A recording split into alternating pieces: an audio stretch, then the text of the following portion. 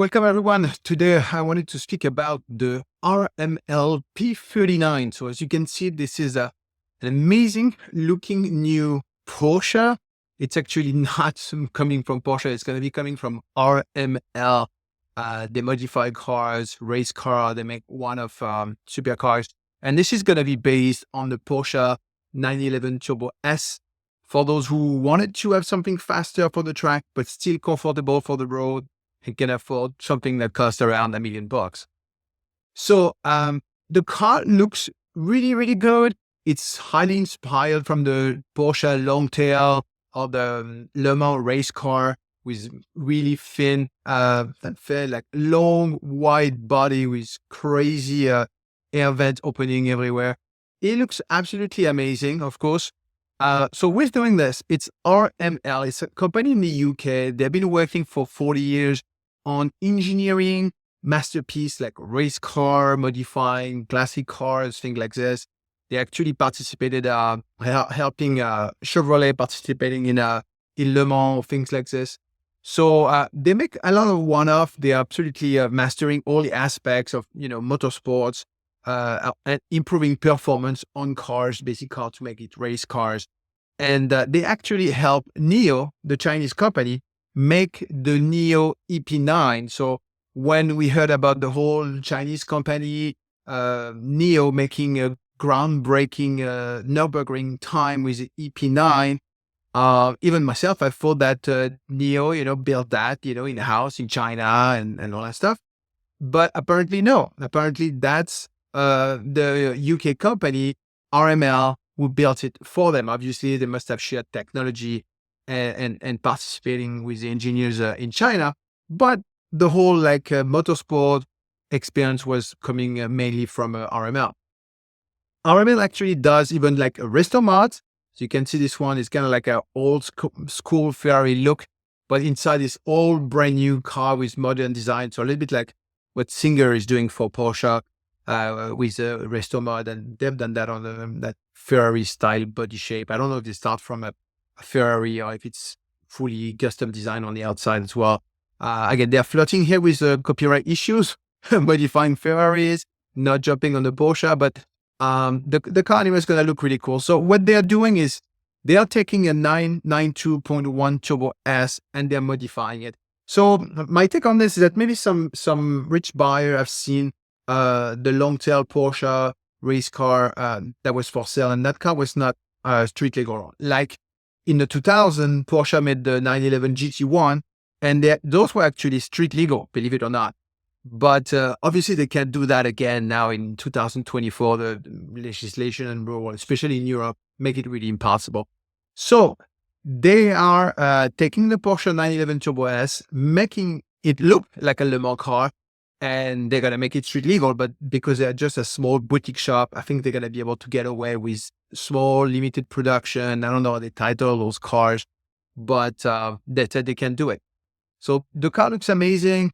Part of it is that all this is rendering at this stage. It's not really a car that exists, but you can see those very long fenders or like one piece front shell.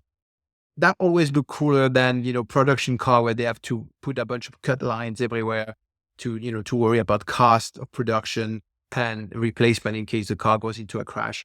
But here they don't have to worry about that. So they're going to have two editions. They're going to have a red one that they're going to call, I think, Special Edition, SE. And it's going to have a different color and a couple of different packages. I think they're going to have a motorsports package, a track and performance package. I mean, at this kind of exclusivity and price point, who's going to skimp on packages?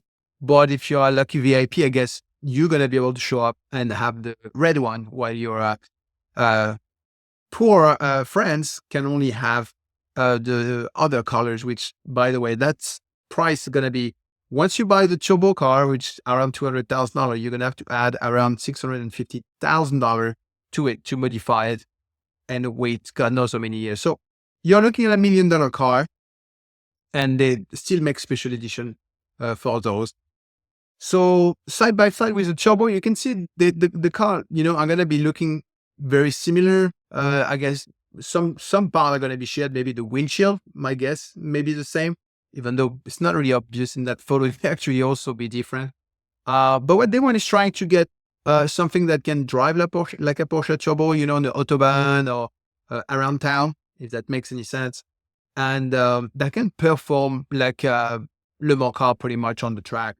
So you're going to have all those additional aerodynamics coming on, like a huge wing, gigantic air intake. The car is super low to the ground, obviously.